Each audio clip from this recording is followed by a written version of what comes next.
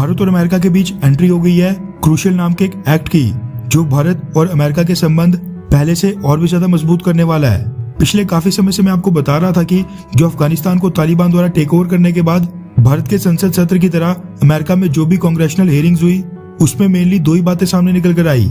पहली ये कि काबुल में तालिबान को पहुंचाने में पाकिस्तान ने अमेरिका को धोखा दिया है, और अब आगे अफगानिस्तान से निकलने के बाद अमेरिका को चाइना के खिलाफ भारत को हर संभव सपोर्ट देनी चाहिए। पिछली कई सारी वीडियोस में मैंने आपको बताया था कि किस तरह यूएस के कांग्रेसमैन, वहां के सीनेटर्स सभी आज की डेट में भारत को बैक कर रहे हैं, जिसको देखकर लग रहा है कि यूएस में प्रो इंडिया वॉइसेस इतिहास में सबसे पीक पर हैं। यूएस में लॉ मेकर्स जो एडमिनिस्ट्रेशन से न सिर्फ भारत के साथ सैन्य संबंध मजबूत करने की मांग कर रहे हैं, बल्कि रशिया से S-400 मिसाइल डिफेंस सिस्टम खरीदने पर भारत को पूरी तरह प्रतिबंधों से वेवर देने तक की मांग कर रहे हैं। लेकिन इस वेवर के रास्ते में आ रहा है साल 2017 का अमेरिका का कार्सा एक्ट,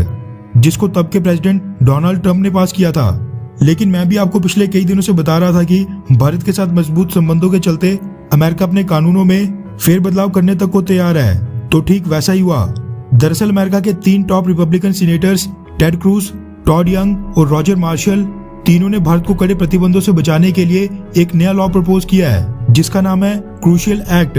यानी circumspectly reducing unintended consequences impairing alliances and leadership act of 2021, जिसके तहत क्वाड के किसी भी सदस्य देश को साल 2017 में पास किए गए कार्सा एक्ट के अंतर्गत लगने वाले प्रतिबंधों से बिल्कुल छूट दी जाएगी। ये चीज तो साफ है कि ऑस्ट्रेलिया और जापान, ये दोनों तो रशिया से कोई भी बड़ी डिफेंस डील साइन कभी करेंगे ही नहीं। इसलिए साफ दिख रहा है कि ये जो क्रूशियल एक्ट प्रपोज किया गया है, जो वाकई में भारत और अमेरिका के संबंधों के लिए क्रूशियल है, ये भारत को कार्सा एक्ट के अंतर्गत लगने वाले प्रतिबंधों से बचाने के लिए ही लाया जा रहा है। लेकिन इस एक्ट में भी एक प्रावधान है। ये नहीं है कि क्वाड सदस्य देशों को लाइफ टाइम के लिए कार्सा एक्ट के अंतर्गत लगने वाले प्रतिबंधों से छुटकारा मिल जाएगा, बल्कि इस क्रूशियल एक्ट के अंतर्गत अगले 10 सालों तक भारत को रशियन हथियारों को खरीदने की छूट मिल सकती है, साल 2021 से साल 2031 तक। और अगर क्वाड के हिसाब से देखें तो क्वाड देशों के ऊपर अगले 10 सालों तक कार्सा के अंतर्गत कोई भी प्रतिबंध नहीं लगेगा। यानी बस इसी S-400 मिसाइल डिफेंस सिस्टम की डील को लेकर नहीं, आगे फ्यूचर में सबमरीन्स, फ्रिगेट्स या और कोई भी बड़ी डिफेंस डील अगर भारत रशिया के साथ साइन करता है, तब भी भारत के ऊपर प्रतिबंध नहीं लगेंगे।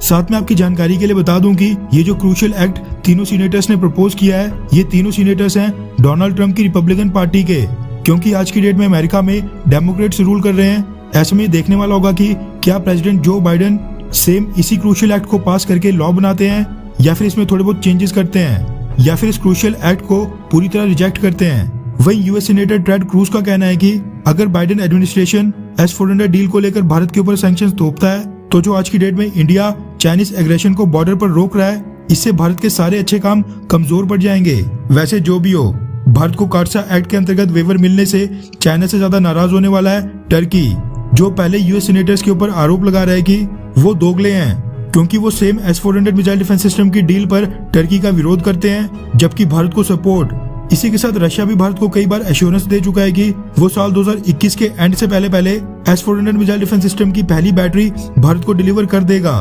ऐसे में भारत पर सैंक्शंस थोपने हैं या फिर नहीं, इसके बारे में डिसाइड करने के लिए बाइडेन एडमिनिस्ट्रेशन के पास बेहद कम समय बचा है। वैसे आपको क्या लगता है कि क्या जो बाइडेन S-400 की डील को लेकर भारत के ऊपर प्रतिबंध थोपेंगे,